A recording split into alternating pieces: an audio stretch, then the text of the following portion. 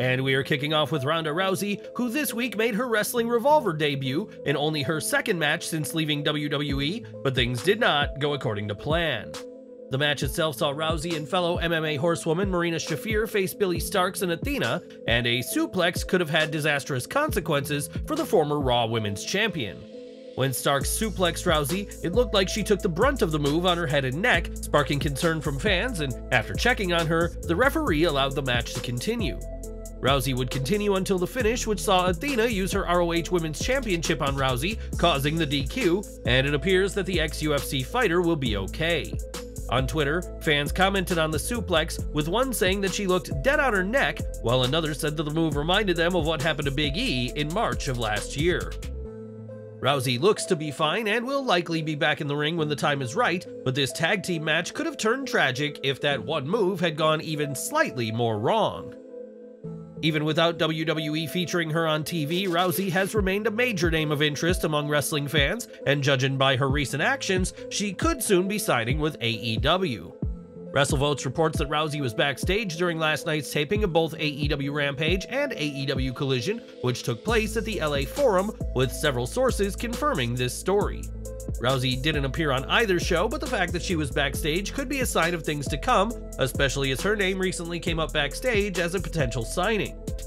On Twitter, the reaction to Rousey being at AEW's shows was mixed, with one fan saying she's AEW's problem now, while another simply said, "Don't do it, Tony."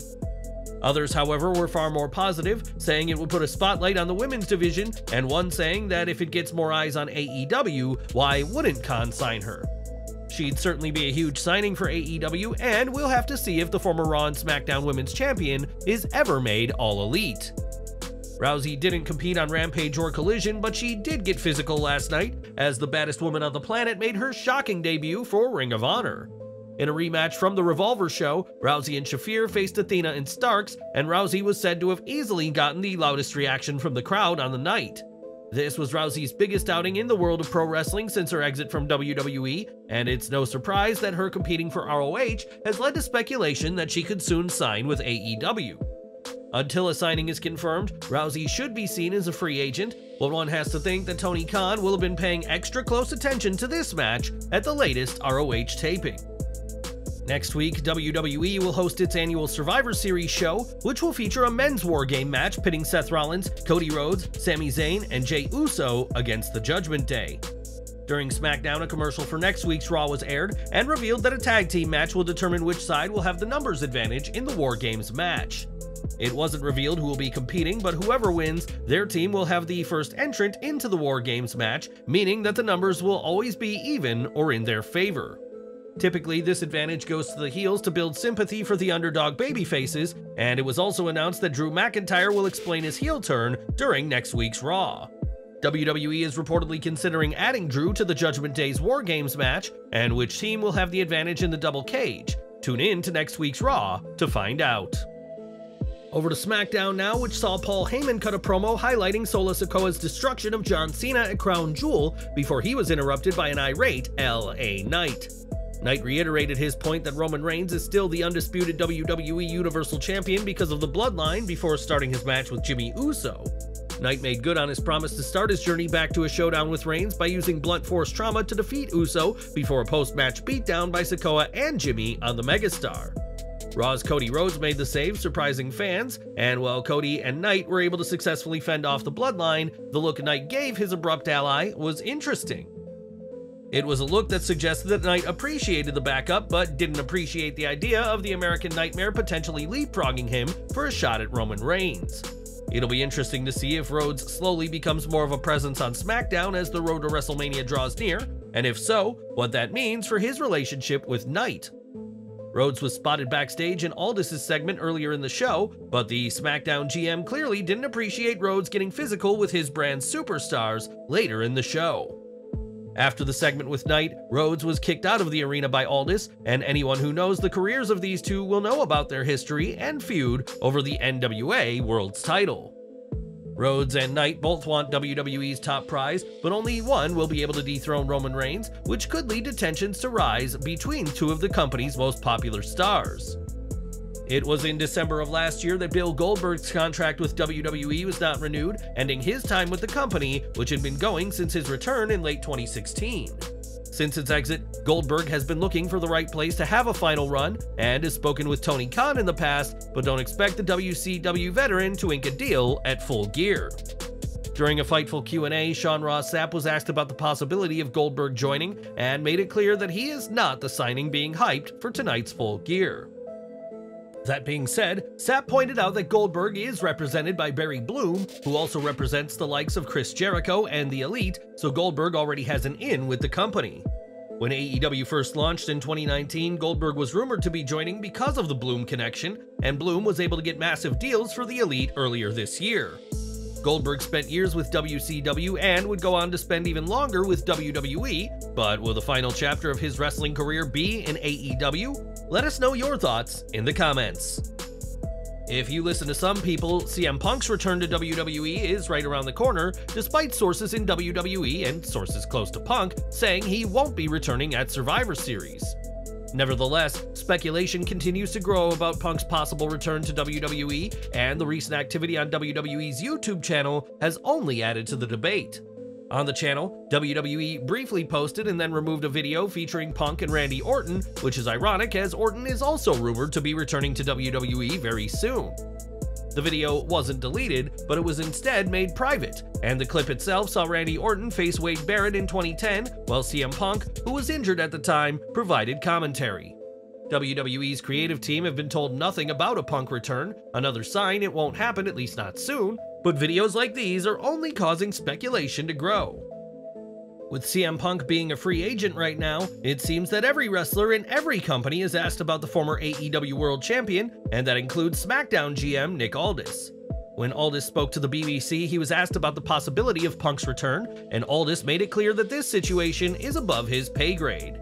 When BBC shared a clip of the interview though, they cut that part out of his comment and only shared comments by Aldis that implied that he wants Punk to be brought back to WWE.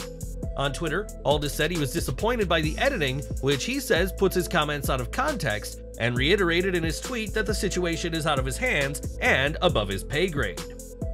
In the comments, the interviewer Rob Butler apologized for the editing and shared more of the interview, and whether CM Punk returns, it won't be Nick Aldis' call to make.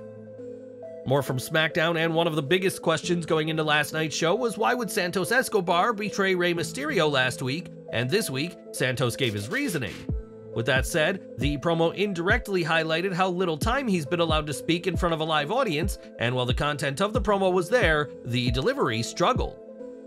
The what chants from the crowd didn't help, but while Escobar looked uncomfortable at first, he did settle into things as the promo continued.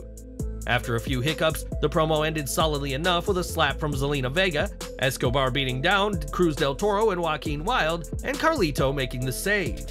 The segment was not perfect, but perfection shouldn't have been expected as Escobar has not had enough promo opportunities to build a connection with the fans. WWE's plan is clear for a showdown with Mysterio, albeit one that won't be happening this year due to Rey's injury, which will hopefully give Santos time to improve his delivery. Escobar's next big test will come at Survivor Series, where he'll face Carlito in a grudge match, and a solid performance could bode very well for the treacherous LWO member. Escobar's attack on Rey had been in the plans for some time, but allowed for Rey to be written off TV, giving the Hall of Famer time to heal from a knee injury he had been putting off for months. Rey isn't going to be on TV for a while, but this week, the Hall of Famer, without his mask, struck a pose with a lucky fan while hobbling around a mall on crutches. Rey is expected to miss 6 to 8 weeks and should be ready to return in time for the 2024 Royal Rumble, where he'll likely have revenge on his mind against the treacherous Escobar. This week, SmackDown saw a confirmation of a women's Wargame match for Survivor Series, pitting the newly revamped Damage Control against the Faces. Damage Control opened up the show by inducting Asuka into the stable, and it was announced that Asuka, Bayley, Kairi Sane, and Io Sky will face Bianca Belair, Shotzi, and Charlotte Flair next week. Nick Aldis told the babyfaces that they had to announce their 4th member for the Wargames match this week, and Damage Control took out every woman Belair tried to convince. Mia Yim and Zelina Vega were both laid out, leaving Belair and Shotzi asking Flair to call someone for help, but there was doubt that whoever Flair asked would make it to the show in time. In the closing segment of the night, the faces gathered in the ring but were interrupted by Damage Control, with Bayley bragging about taking out every potential ally for the faces. When Bayley insinuated that Flair had no one left to call on, Becky Lynch's arrival proved the role model wrong, and they didn't even play her music, suggesting she entered through the crowd. As a brawl ensued, commentary confirmed that Lynch is the final woman for the faces inside Wargames, though the final segment did have some odd booking. Bayley's incessant taunting of Flair ultimately made the role model seem oblivious, and the finish saw the faces out of the ring while the heels stood tall, which seemed entirely backwards. While Bayley may have come across as a bit of a goof, her work with Damage Control is still top-notch, and it'll likely culminate with a face turn, possibly as soon as next Saturday's event. As we've mentioned, AEW Full Gear will see the signing of a massive star, one that Tony Khan has called one of the best wrestlers in the world today. That's certainly quite the accolade for Khan to bestow on his new signing, so expectations are unsurprisingly high, and on this occasion, it seems Khan is living up to the hype. On the Mat Men podcast, Andrew Zarian shared that based on the information he's received, Will Ospreay will become All Elite tonight after previously competing without a contract. He stated, "I was told Will Ospreay. That's a huge deal, because WWE was actively pursuing him. Will makes the fans happy, Wrestler of the Year." If so, this is great news for AEW and awful news for WWE, as Triple H had been wanting to sign him, and there were rumors he would have been the face of NXT Europe.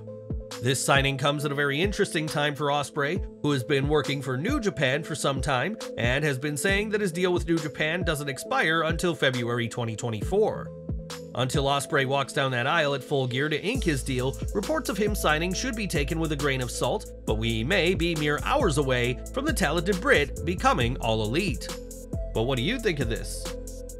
Has Khan been able to sign Ospreay, and is his talk of one of the best wrestlers in the world accurate? Let us know your thoughts in the comments. More from Full Gear now, as Hangman Page and Swerve Strickland will face off at tonight's show in a Texas death match, but the pair weren't going to wait for Full Gear to get their hands on each other. During the recent Revolver Unreal event, Strickland addressed the crowd and asked which weapons he should use on Page before being attacked from behind by the Hangman himself. The two men got some shots in on each other before being separated by security, and Page vowed that no matter where they fought, he would whoop Strickland's ass. The Cowboy and Strickland have been feuding for months in a feud that has done wonders for the careers of both men, and these two could very much steal the show at Full Gear 2023.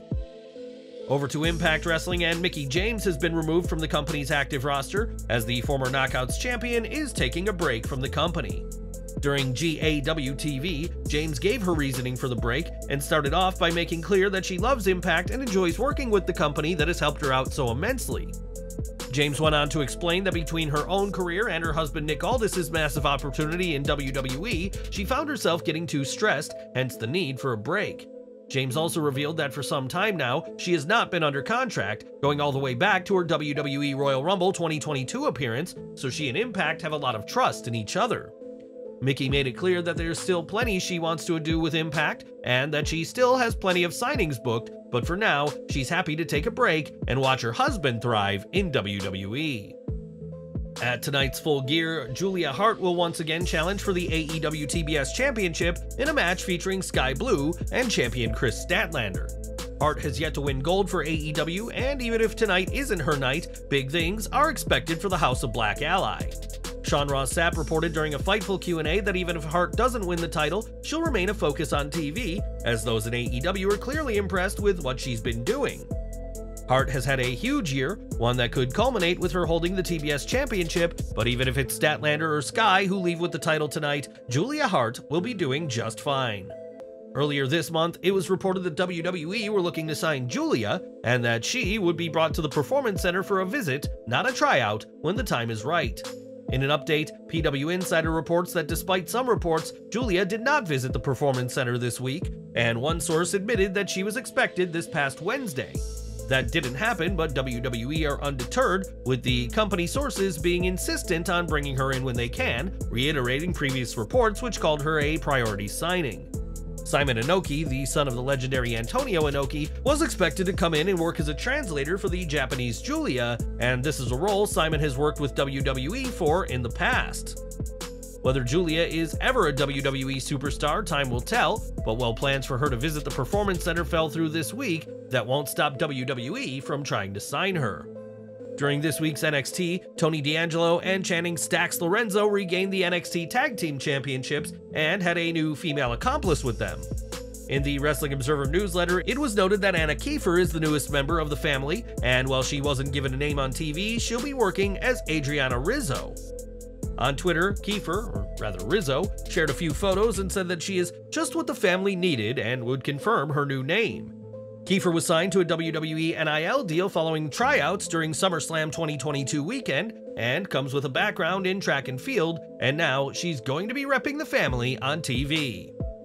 Back to SmackDown, and before the show went on the air, Karrion Kross picked up a win over Cedric Alexander in a rematch between the two close to a decade in the making. This match marked the first singles encounter between the two since they wrestled at the Modern Vintage Wrestling event MVW Justice for All in 2016, where Kross emerged victorious. Kross's run on the main roster has not reached the heights many had expected, and feuds with AJ Styles and Drew McIntyre fell flat, and we'll have to see what's next for the former NXT champion.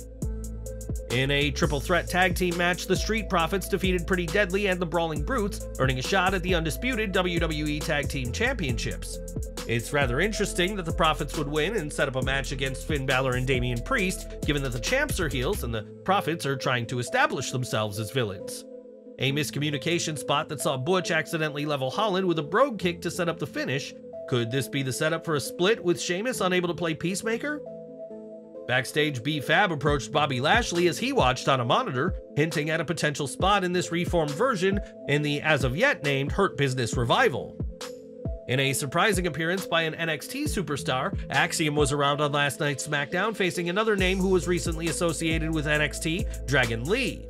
WWE used a video package for Axiom which helped explain who he is, and while he lost to Lee this week, it was quite the performance for his SmackDown debut. Grayson Waller and Austin Theory continue to be a thorn in Cameron Grimes' side, with Theory costing the former North American champion his match with the Aussie. The heels stood tall to close out the segment, and there was little of note here other than the match effectively highlighted the heels. Grimes has been somewhat underutilized on SmackDown and would perhaps have better opportunities within the 3-hour Raws, but for now he'll have to make do with this on and off feud. If you watched this week's SmackDown, you'll have noticed it sounded different as Road Dogg joined Kevin Patrick and Michael Cole on commentary for the show. Unfortunately for the DOGG, he may not be brought back to the commentary table anytime soon after breaking one of WWE's unwritten rules again and again. On the show, Road Dogg name-dropped his New Age Outlaws ally Billy Gunn several times, who as we know is currently working in AEW, where he is 1/3 of the reigning Trios champions. While Vince McMahon would have likely given Road Dogg a verbal lashing on the headset, we imagine Triple H wasn't too mad, but we'd advise Road Dogg against mentioning AEW talent again. So, that was this week's SmackDown, and what did you make to the penultimate edition of SmackDown before Survivor Series? Let us know in the comments.